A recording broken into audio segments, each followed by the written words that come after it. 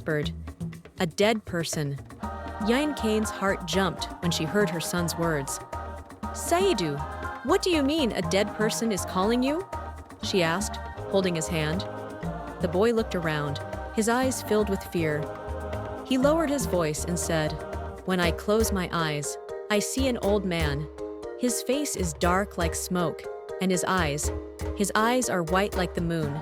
He keeps saying my name. Saidu, Saidu, come to me." Yain Kane shivered. She knew something was not right. "What kind of food did you eat today?" she asked. "I ate rice and cassava leaves from Mamie Kadi's cookery," Saidu replied.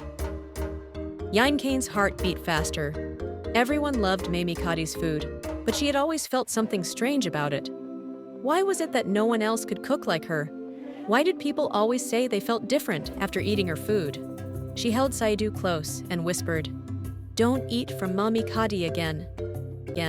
That night, Saidu lay in bed, but he could not sleep. The voice kept calling him, "Saidu, Saidu, come to me." The voice was soft but strong, like the wind before a storm. Suddenly, he sat up in bed. His body felt cold. He looked at the door and saw something that made his heart stop. A shadow was standing there.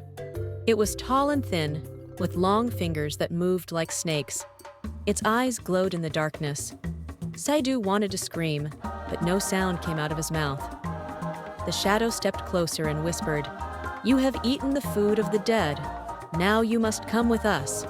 Saidu's body felt frozen, like he was trapped in a bad dream. The shadow moved closer, its long fingers reaching for him. Just as it was about to touch him, his mother, Yain Kane, burst into the room. "Saidu, wake up!" she shouted, shaking him. Saidu gasped and sat up. The shadow was gone. His body was covered in sweat. "Mama! The shadow!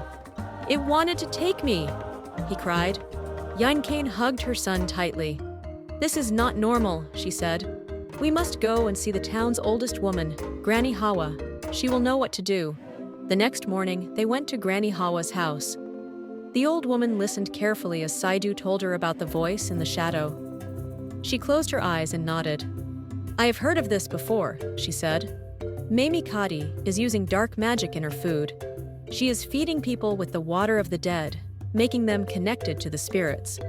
That is why the dead are calling you, Saidu. If we don't stop this, more people will be in danger." Granny Hawa gave Yain Kane a small bottle filled with white powder. "Sprinkle this in front of Mamie Kadi's cookery. If she is using evil, the spirits will expose her." That evening, Yain Kane did as Granny Hawa said. The next morning, when Mamie Kadi came to open her cookery, something strange happened. A strong wind blew, and the ground in front of her cookery cracked open. From inside the crack, voices rose, whispers of the dead. People gathered and watched in shock. Mamie Kadi screamed and fell to the ground.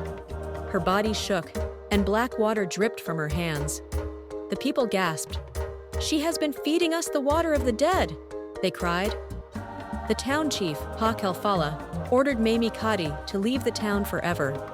As she walked away, she looked smaller and weaker, like the spirits had taken her strength. From that day on, no one ever heard of Mamie Kadi again. People in the town learned an important lesson. Never trust food just because it tastes good. Some things that seem sweet can be full of darkness. And Saidu? He never heard the whispers again. He and his mother lived happily, and they always remembered the power of wisdom and truth.